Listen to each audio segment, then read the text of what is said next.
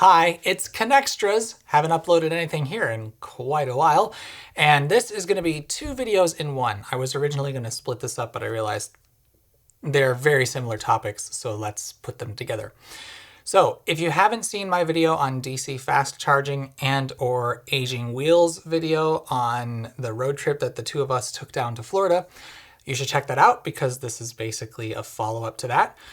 Robert did not join me on the way back from Florida. He actually flew home. So that's why there's no mention of the trip down. It was just me, and I didn't do any sort of recording except to, log. But, well, I actually didn't even do any logging. You're going to see me probably have to think back about it, but I didn't do any recording on the way back except some B-roll that I got at some other stations for making my video. And so I want to talk about how the return trip went. It was nearly as uneventful as the trip down, but I did run into two hiccups, and I want to talk about them because they are important. But then the second thing that I want to talk about in this video is actually itself two things, and that would be I sold my Volt with a V, Victor as in V as in Victor, and the Chevy Bolt, B as in Bravo Bolt, which is still kicking around in my family. A number of people have asked for an update on the battery recall, and I will give you that update here. Long story short, it's fine. But let's begin with the road trip. So to recap, on the way down, we had a nearly flawless experience. And from what people know of the Electrify America network, a lot of people told us we were very lucky. From my trip back, we were a little lucky, but both of the issues that I had on the way back weren't 100% the fault of the network. But in any case, the only issue that we had on the way down was in Clarksville, Indiana. The 350 kilowatt charger that I plugged into first was not delivering the full power to the car. It was limited to about 75 kilowatts. So probably that unit had an issue with the cable cooling. And so I just moved to the other dispenser. It was immediately giving full power. And then that was it. Every other stop from then on down, we were able to plug into a 350 unit right away. We got the full charge rate without issues, and it went without a hitch. It was amazing. And I would hope that that's how it always goes as time goes on. So on my way back, I did the same stay at a hotel for one night, and then there were 6 total charges. It actually would have been 6 total charges if I think I show it in the map in my video if you don't stay in a hotel, but they would be different charges and longer charges. So anyway, of the 6 total charges on the return trip, 2 had slight problems. Now, first, I want to say EA, Electrify America, they appear to be getting better at maintaining their stations, but they still have work to do. So the problems that I had were in Bowling Green, Kentucky, and Clarksville, Indiana. Again, two stations that we visited on the way down. And in Bowling Green, Kentucky, one of the 350 kilowatt chargers was dead. I should also say one of the 350 kilowatt chargers in, I think, Cordell, Georgia, was also dead. However, at that stop, I was alone, and so it didn't matter. I just plugged into the other one, and it was fine.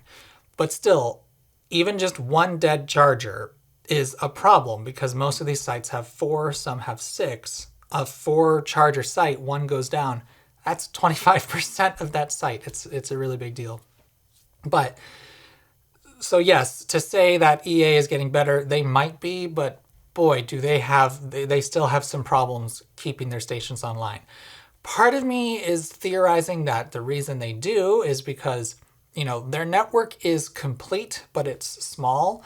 I don't know how many technicians they might have that actually service these chargers. And, because they're like 50 miles apart, the ones that are in these places like Bowling Green and Cordell, Georgia, it's not a major metro area around them. I'm sure that this industry is just starting out. The rapid charger technician is not a job that many people have. And most people in the US that have that job work for Tesla. So I'm sure that we'll get better as time goes on, but I just want to say that I kind of understand why it's like it is, but it needs to get better because that is a problem. And their uptime is, it needs improvement. But anyway, I've already gone off the rails a little bit. On the trip back, I don't remember the exact stops that I took because they were not the same. For instance, I remember stopped in Gainesville, Florida, which we did not on the way down. And Cordell, Georgia was also a stop that we didn't make on the way down. But the stops on the first night were completely flawless except for Cordell. I think that was the last charger of the day. But again, I was able to use the other charger, so it just didn't matter in the end. But on the second day, Bowling Green, Kentucky, I didn't know on the way down that the other 350 kilowatt charger was dead. I think its screen was lit up, so there was no way to know that it was dead. We just happened to not plug into it, so it was probably dead on the way down. I don't know for sure though. But on my way back, certainly that charger was dead. And there was only one other car there, and it was a Chevy Bolt. And it was plugged into the 350 kilowatt charger. Now, I don't know what the situation was like when he got there. I did talk to him because he had his door open, and I asked, did that charger give you problems? Talking about the one next to it. And he said, yes, so I moved to this one. I did not then go further because he didn't really seem like he wanted to have a conversation. But here's something that is a charger etiquette issue, which is only going to get more problematic as time goes on. A lot of people simply do not know that there is a difference between the 150 and 350 kilowatt chargers. They will both work with any car, except one of them is power limited and the other one is not. And so what happened with the Bolt taking up the 350 kilowatt charger was he made my stop 7 minutes longer than it needed to be. Now, 7 minutes is not a lot of time, and I get that. For me, I honestly didn't mind waiting 7 more minutes. The concern is, imagine a future where there's a lot more EVs and this station is busy. Well, if somebody in a Bolt takes the 350 kilowatt charger when they could have taken the 150, because if it's the only one available, then sure, the math changes. But assuming they had their choice and they take the 350 kilowatt unit and they're there for 45 minutes to an hour, where that unit could have charged an Ioniq 5 or a Porsche Taycan or any of those other 800 volt packs really, really fast, then that charger or that Bolt being at that charger is a problem for several people because they're delaying the time that someone else can get in and go. So it's an education problem. It's an etiquette problem. If things were ideal, every charger would be 350 kilowatt capable, but they're not. And also to the detriment of EA, they need better labeling on their chargers. They basically just have a sticker below the charger head that says up to 350 kilowatts. You can't see that till you get really close to the charger. So a lot of people probably pull in, not even because the other thing is only certain cars are looking out for those chargers. So a lot of people are pulling in, just plugging into whatever is available. And I don't blame them. This is just something that, we're going to have to start talking about because as this gets more popular and you have the choice between the two chargers, there are very few cars right now which can actually take advantage of the 350 kilowatt chargers. I don't know if this is correct, but I believe the current number is 5, soon to be 6. There's the Hummer EV, that thing, the Ioniq 5, the EV6, the Porsche Taycan, and then there's an Audi. I think it's the e-tron GT. And those are basically the only 5 cars that can take advantage of the 350 kilowatt charger right now. The Genesis GV60 will also be able to do it once it's released. Every other electric car, assuming there's nothing wrong with the station, like if it's not power limited in any way, will charge no faster on the 350 kilowatt unit. You have to have a peak charge rate above 150 that's sustained for some length of time to make it worth using the 350 kilowatt charger. And even in the case of my car, it's kind of the marginal case. It shaves off 7 minutes, which isn't nothing, but it's still only a 25-minute charge, 10 to 80 on the 150 kilowatt units. So this is just something to know about and look out for. And I will be talking about it in the glossary video because this is something that, people should know. Like if you have a Mustang Mach-E or a Volkswagen ID4, there is no point plugging into a 350 kilowatt charger. It'll work just fine for you because they're compatible with any car, but your car won't pull more than 130-ish kilowatts. I don't know what the peak charge rates are, but so you're just taking up that charger for no benefit. And if someone with a faster car is able to charge on that charger and get out of there faster, you might be causing knock-on effects for other people who are waiting to charge. So that's just the only bit of etiquette that I want to talk about. And so then the second problem on the way back was the exact same thing. I pulled into the Clarksville, Indiana Walmart. That has 6 stalls, which was particularly infuriating because only 2 of them are 350 kilowatts. And the same one that gave us trouble was now not working at all at high speeds. It worked. I plugged into it first, and I plugged into cable 2 because I don't know if it made it into Robert's video, but there was a Porsche Taycan that pulled up at that station when I was still plugged in to the other one. And I said to the driver, cable 1 didn't work, try cable 2. And he was getting like at least 150 kilowatts. So I tried it. It wasn't working for me. And the other 350 kilowatt station, the only other charger in use when I got there, had a BMW i3 plugged into it. That car also has a max charge rate of like 60, 70 kilowatts, if I'm not mistaken. It might even be less. And so for that car, I was waiting for them to come out, or by the time I was done charging, they had come out. And I did tell him, I said, hey, and I hope I said this nicely, if you're watching this video now, if you found it, sorry if I came off as rude. I really didn't mean to. But I did say, hey, when you plug in, please don't use the 350 kilowatt chargers because your car can't take advantage of it. And now I'm using this charger and I have to be here for a little while longer.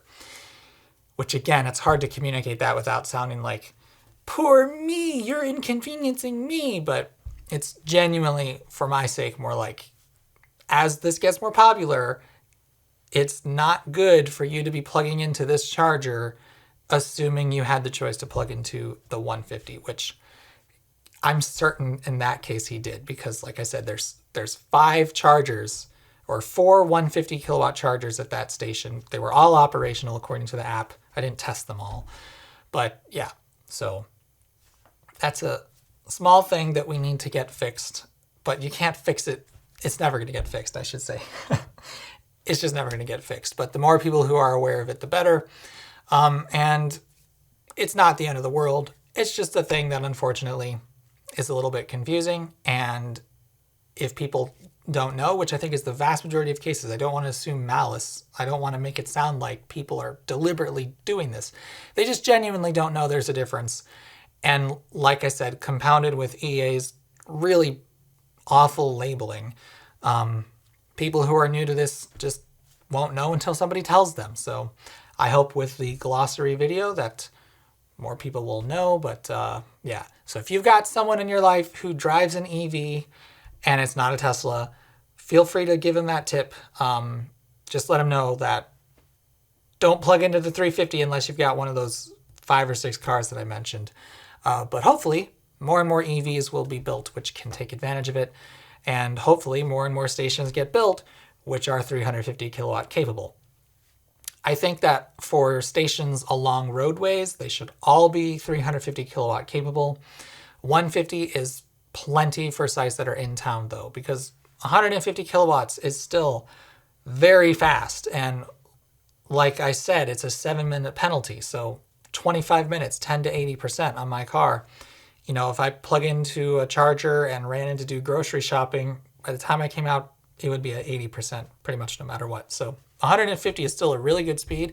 In fact, 50 kilowatts is still a pretty decent speed for locations like that, where you can plug in and go do something.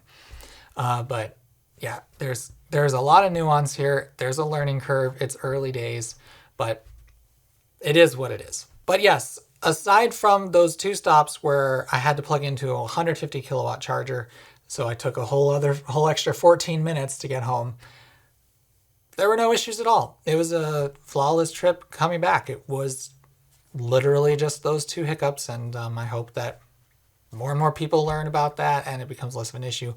But also, if those stations were completely functional, it wouldn't have been an issue at all. So Electrify America definitely needs to get their act together.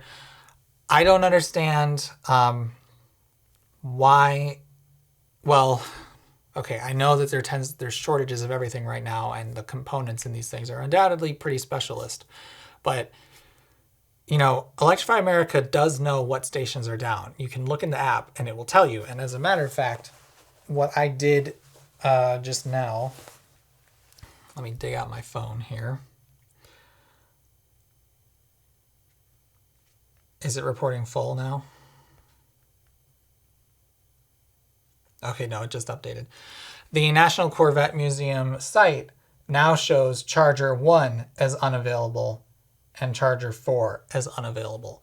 That means usually broken. Sometimes they're reported as unavailable in the app and you can use them, but in this case, and I should say you can use them if your car supports plug to charge and or if you use the card reader, because if the app is showing them it's unavailable, you won't be able to start it in the app. But Charger 4 is the one that was dead. Charger 1 was not dead, although that was the one that the Bolt driver had an issue with. But anyway, what I'm getting at is it's been like 3 weeks and Charger 4 is still offline. So that's a problem. And EA really needs to get better at this. They need to get better at repairing these quickly. Okay, so with that hastily covered and hopefully in a way that makes a lick of sense to you, let's move on to the second topic. So first, I wanted to talk about my Volt. Now, I bought my Chevy Volt in 2015.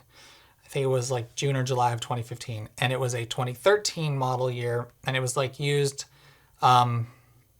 The story was that somebody at this particular Chevy dealer used it as their personal car, but it was never like sold to them. I don't know what the deal was, but in any case, I bought a 2013 Chevy Volt with something like 23,000 miles on it in 2015.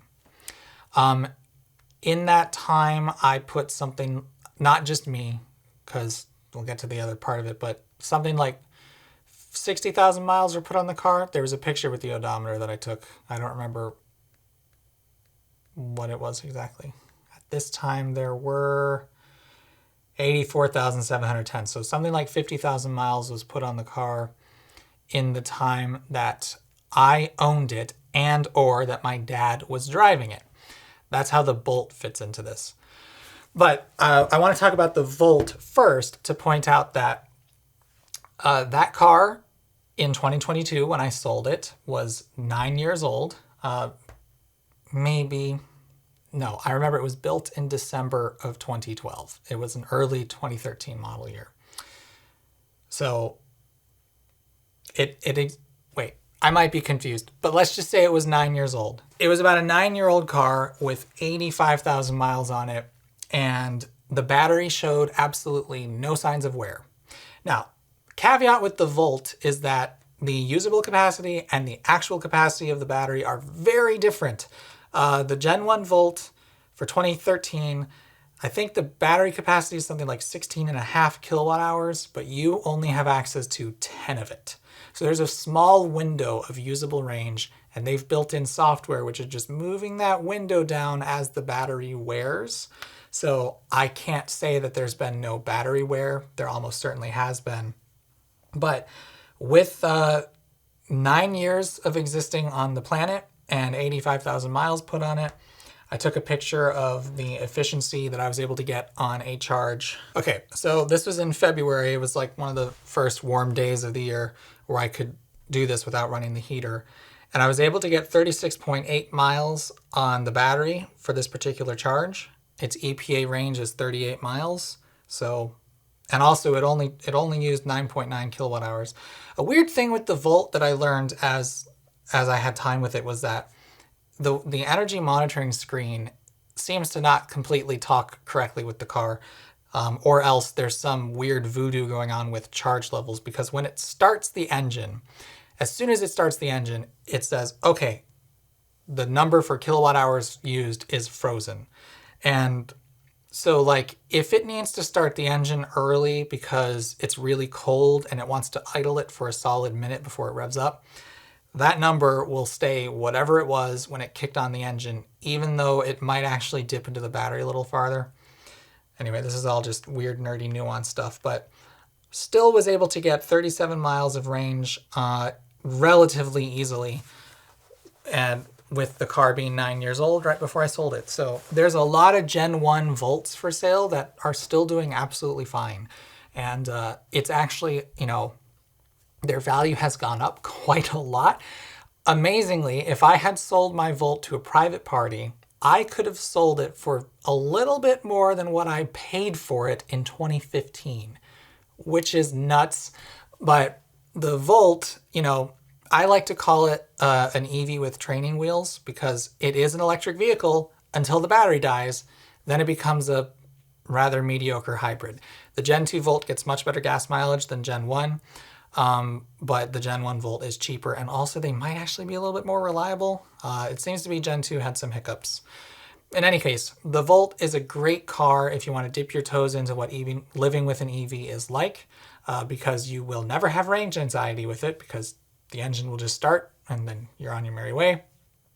But it still has an actually usable electric vehicle range. In the winter, it's pretty disappointing. It gets like 24, 27 miles, somewhere like that. And if it gets so cold, the engine will run to function as the cabin heater, basically. But it's still, from late winter, because by March, that stops being less of an issue. So from like March to November, even in this climate, you can use it as an electric vehicle. And yes, 38 miles is not a huge range. I think it's like 53 for the Gen 2 Volt, but that's still more than you would, it's not nothing. And when I was working full time at my last hotel, that 70-mile commute, I was plugging in at the hotel. So I would get a charge at home, plug in for 8 hours at the hotel, more like 8.5, and then the battery would be full again. So I was able to drive full electric during that commute, even with only a 38-mile range, which is another reason why I think charging at work should be way more popular. But in any case, let's stop talking about the Volt. The main thing to bring up is my ownership experience with the Volt was flawless. Literally 2 things went wrong with it, one of which ended up being nothing. The first thing was 3 things went wrong with it, but the third thing was mouse damage and was very, very minor. So not long after I got the car, the little button to unlock the doors with, it has a button on every door handle, so you can just hit it, and with the key in your pocket, that will unlock the doors. On the driver's side rear door, that button stopped working. I could have had I had some sort of warranty where I could have actually had them repair it. I just never bothered because it was such a small thing. You just hit the driver door, wait a little bit, and hit it again, and then all the doors would unlock. So that was, it was just not a big deal. The mouse damage that happened was, and I just noticed this by, I think, changing washer fluid or something. One of the high voltage cables had a bit of a nick in it, probably from a mouse. And I just taped that up with some self-immolating tape, something like that. So that was easy. And then the third thing that happened, right before I went to sell it, the check engine light came on. And I was like, are you kidding me? And it said service high voltage charging system, and it wouldn't take a charge. And I actually have a friend online who had this same thing happen to them with their Volt. And I thought it might be a coolant sensor. I think that was what was wrong with theirs. But it turned out nothing was wrong with it. It just needed a reset of some sort. I took it to a Chevy dealer. The first time I've ever had a good dealership experience, because they just charged me for the diagnostic fee and said, yeah, it just needed a reprogram and put me on my way. So in all that time with this car, it has been flawless. Nothing went wrong with it except for those 3 little things, only one of which I would consider real, and which was such a small problem that I never bothered to get it fixed. So the Chevy Volt, if you are looking to get one, It's a little risky for me to say you'll have no problems with it because, you know, there are decade-old examples out there now, but it's proven to be a pretty reliable car. Like I said, the Gen 2 may not be as reliable, but they're also all newer and they have a bigger electric range. So, yeah, kind of half a dozen, 6 of one. I said that very wrongly, but you know what I mean. So then let's talk about the Bolt EV. So the Bolt, it is not my car. Some people have assumed that it's my car, which is fair because I drove it a lot, but it has always belonged to my mom and dad. We just traded the Volt and the Bolt a lot, mainly because I was doing way more driving than anybody else. And what my dad needed to do for his job was easily covered by the Volt. So this got started for me being able to make some videos testing the Bolt and stuff like that. And then I ended up, I might have put the majority of the miles that are on it right now. Maybe not at this point, but in any case, the Bolt was never really my car. I had it an awful lot at certain times, but since the last couple of years, it's been living with my mom and dad. And they, in January, maybe it was February, they got the battery pack replaced. For those that don't know, every single Bolt EV that was made from the beginning until like late 2020, something like that, I don't remember the cutoff date, they were all recalled because a manufacturing defect was discovered in the battery cells. And there were something like a dozen fires that were happening and or that had happened, and it was decided that the best thing to do is just replace all the battery packs. And credit to GM for doing that, because obviously they could have done something far more slimy. And in fairness, they tried to do some sort of software fix, which very quickly did not work. And then something like a week after the fire that happened, they said, okay, we give up. Everybody's getting new batteries. And LG Chem, who made these batteries, is they're on the hook for almost all of this recall. So good for GM, I guess, because this was their fault. I think it was like one of the robots that was assembling the actual battery cells was tearing the anode tab or something like that. And so they know what the problem was, and every Bolt was going to get a new battery pack. When they first announced the recall, they made it sound like what they were going to do was ship the actual battery modules, which are the things inside the pack that are built up of something like a dozen cells, maybe it's like 30 cells. I think there's like individual thingamajigs in there that have 3 cells, and then there's like a dozen of those that are stacked. In any case, they were going to ship those things to the dealer, and then the dealer would remove the pack, open it up, take out all the modules, put in new modules, put the pack together, and then put it back in the car. And when I heard this, I was like, that is insane, because it is hard enough just to remove the pack from the car. You need to put the car on a lift, bring in something which is like a little small scissor jack, basically, put that jack up to the battery. After you have disconnected like the main high voltage line, the charging line, all the comms lines, and the cooling cables, because there's a water loop going through the battery pack to keep the cells cool. After you've done all that, you got to lift the jack thing up to the battery pack, unbolt something like 50 bolts from the car, and then let the battery pack down. That's a lot of work just there. So then the idea of having them open up the pack and take out the 10 battery modules, there might even be 12, and deal with, then they're going to need all the training for the high voltage certification, because once the pack is open, there is something like a fuse that you pull out in the back, and then that splits the pack in half. So I think the highest voltage is like 200 volts, but still, that's 200 volts. And anyway, so it turns out, at least in the case of the dealership that my mom and dad took the car to, that's not what they did. GM did the far more sensible thing and shipped them a completed battery pack, and presumably the dealer shipped the old one back, and perhaps these are all being rebuilt. That's what I thought it would be. Like, take, 5,000 battery packs and set them aside, ship them out to dealers, and then when you get them back, refurbish them, send them, do all that fiddly work in a central location, which appears to be what they did. or else they're entirely new packs. I don't know. The pack is basically just, you know, a metal clamshell and some like contactors and a few other electronics. So the cells are definitely the hard part. But yeah, so back in, it was either January or February, I don't remember for sure, their Bolt got taken to the dealer. Their Bolt was the first one that this dealer did, and this is in a rural Illinois location. So it's a little bit nerve-wracking to have them, you know, learn as they went on their car. It ended up being there for like 4 days because this was the first one that they had ever done. But in the end, it turned out fine.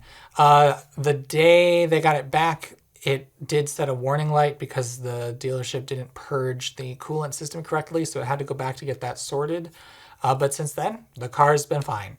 They got a slight range boost because the battery packs that they're putting in now are a little bit bigger, so its EPA range went from, I think, 238 to 256, something like that. It's about 20 miles. And they have a completely new battery warranty on it. So the car now has a new 8-year, 100,000-mile warranty on that battery. So in a lot of ways, since that's the thing that you're worried about with an electric car, they got a new car out of the deal. So it wasn't bad. Certainly, the situation sucks. GM tried to not do this because they tried to do that software fix, which didn't work. But now that we are through it, you know, it's just growing pains with this tech. And I have to say, in the end, I admire GM for just deciding to replace all the packs because it's a lot of work. It's an expensive undertaking, but it's going to make sure that the drivers of these cars have usable batteries for the rest of the car's useful life. And in many cases, like theirs, which is a 2017, now it's got a 3-month-old battery in it. So assuming the car doesn't rust away, it's basically a brand new car. So yeah, I just wanted to let you all know because a number of people have asked me what the status was with the Bolt. It's fine. It's fine. It's actually better than fine because now it's got a brand new battery. It's a little bit bigger, and they've got the same car that they had before. So if people who might be looking for a Bolt, I will say, I don't know what the seats are like with the currently produced Bolt. I know they're better than they were, but you definitely need to sit in it to make sure that those seats aren't a problem for you. They are not for short trips, but I think everybody that has been in that car agrees that if you were in this car for more than a couple hours, these seats would be a problem. I don't know what the new ones are like, though. The other thing is the Bolt, part of why I got an Ioniq 5 rather than getting a Bolt of my own, it's small, and I wanted something a little bit bigger. The Bolt, its size is actually very practical, but it's narrow. And you really notice that, not just the seats, but you notice like if you're in the driver's seat and you have a passenger, you're pretty close to them.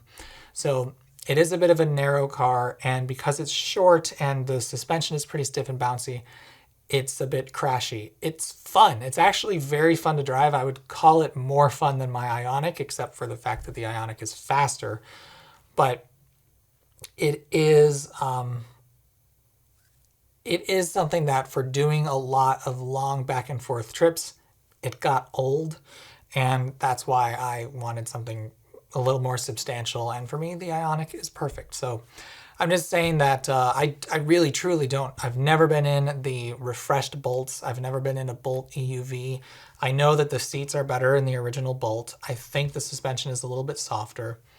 But if you're considering one, I think they're great cars, but they are slow to DC fast charge. So they're road trip-able, but you know, our trip, which took 2 hours to charge each direction with the Bolt, you should expect it to take more like 6. So you're gonna be sitting around chargers a lot. But as certainly for a local runabout, I mean, 250 miles of range is quite a lot, and they don't have heat pumps, so the winter range, I was typically on the original battery pack, I was typically seeing something like 150 150 to 170, somewhere in that range in the winter. So it's a severe range loss in the winter without a heat pump. The Ioniq is nowhere near that bad. I'm so glad it has a heat pump. But the, even then, 160 miles, my mom and dad live in the middle of nowhere. It is a 20-minute drive to go grocery shopping for them, something like 16 miles each way. And so a lot of people will critique EVs don't work for rural settings. I mean, they would disagree with you. I'm sure there's some people who are going to say, oh, that's not rural, but I would call it very rural. So when you can charge at home, like they can, you don't really care if going to town eats through 50, 60% of your car's range as it might in the middle of winter, because overnight you're going to get all that back. So again, it's kind of like a lot of people, it's really hard to get people to understand what living with an electric car is like until they just try it. Because I've had these discussions with so many people who say things like, oh, they won't work for rural areas. Like, well, it's working for my mom and dad.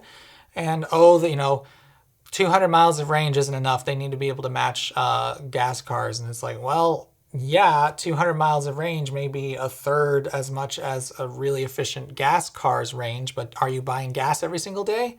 Because unless you are, you can plug in every single day and there will be no difference. So stuff like that.